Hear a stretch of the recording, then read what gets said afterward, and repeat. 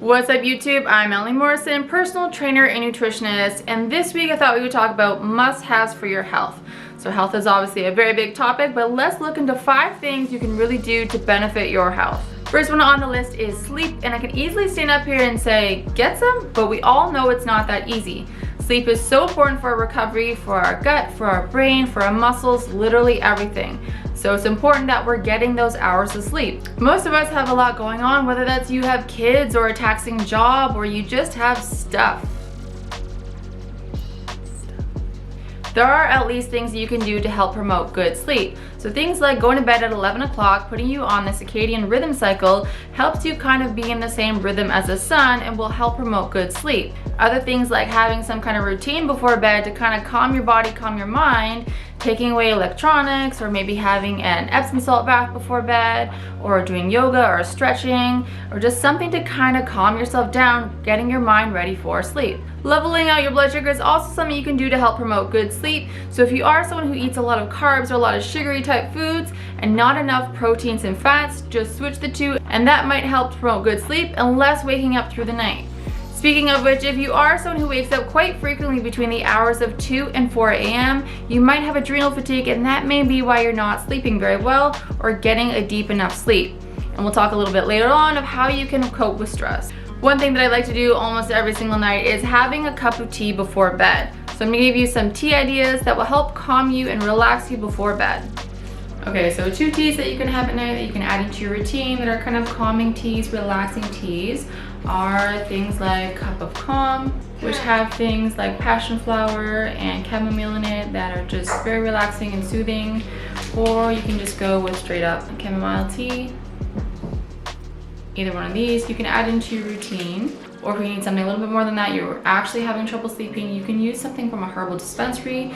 Things like hops or California poppy are both great herbs that are really relaxing, relax the body and kind of get your body ready to sleep. And if those are your options, you want to have a mug that has a little catcher here, a little cup here where you can put the herb in here. And on top of that, you want to have a lid for your mug.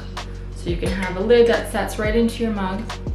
And you want to leave the herb in there for about 15 minutes before you actually drink it, and that will let the herb actually release all the properties that you want from it to benefit you to have a great sleep.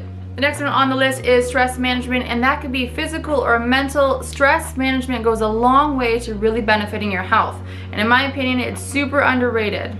Typical signs of stress are having a lot of tension in your shoulders, having some type of inflammation. So that could be just physical stress, something that's going on with your gut, or a lot of headaches. That's also inflammation. Another sign would be something like brain fog, where you're more forgetful than you typically are, or perhaps your emotions are a lot higher than you are and you're having a lot of I'm crying for no reason kind of days. So nutritionally, ways that you can support yourself are eating foods that are high in vitamin B, zinc, magnesium, getting your omegas, eating probiotics, and eating herbal adaptogens.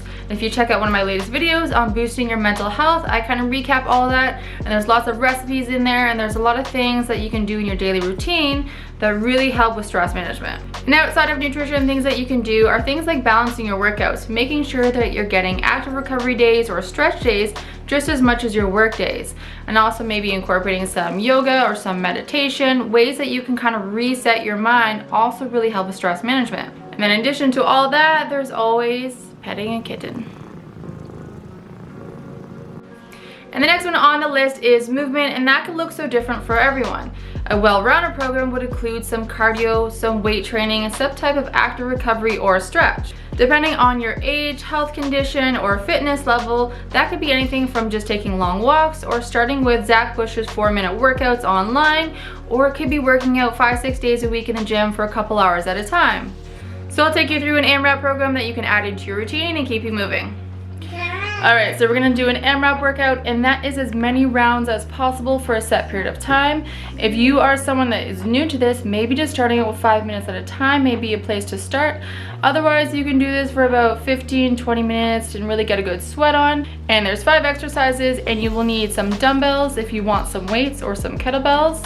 Otherwise, you can do it with body weight, and the only thing you would really need is a band.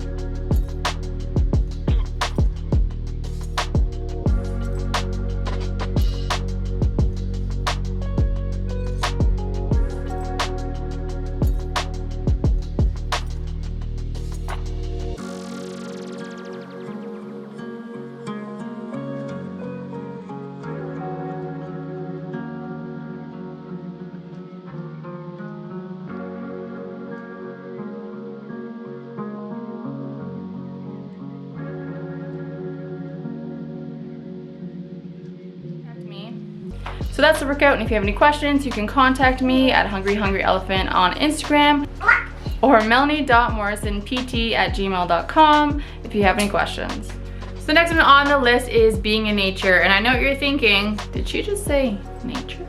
Getting out in nature is another one that I think is underrated for benefiting your health. Whether it's going for a walk or playing sports, whatever it is, just being outside goes a long way to support your health. Sometimes I feel like we don't really realize how stimulated we are from our technology, from the constant noise, especially if you're someone like myself who lives in the city. We're just so used to that constant chatter that when we're out in nature, that's when we really take it in to how much stimulus is going on around us. So the last one on the list is eating an anti-inflammatory diet, or at least most of your foods would be anti-inflammatory. And so what I mean by this is eating foods that don't cause inflammation in your body, because this can really create a lot of issues in your gut and your immune system if you're constantly eating foods that create inflammation.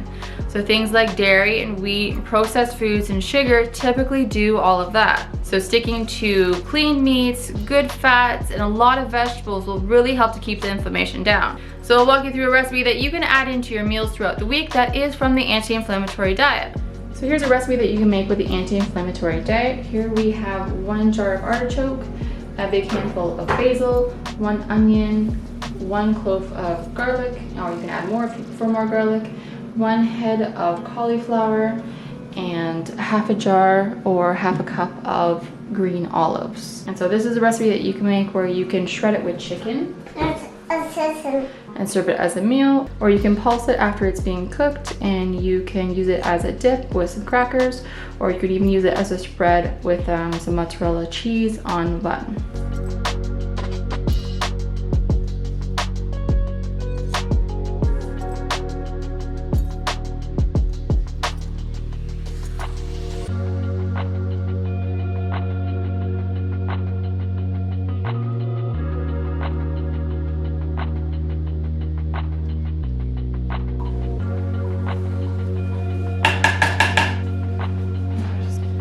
So there you have your olive artichoke chicken dish, and again you can also blend this without the chicken and just put it in the food processor on pulse for either a spread or a dip, or just add that shredded chicken and have it as a meal. So there you have it. Those are my must-haves for a healthy lifestyle.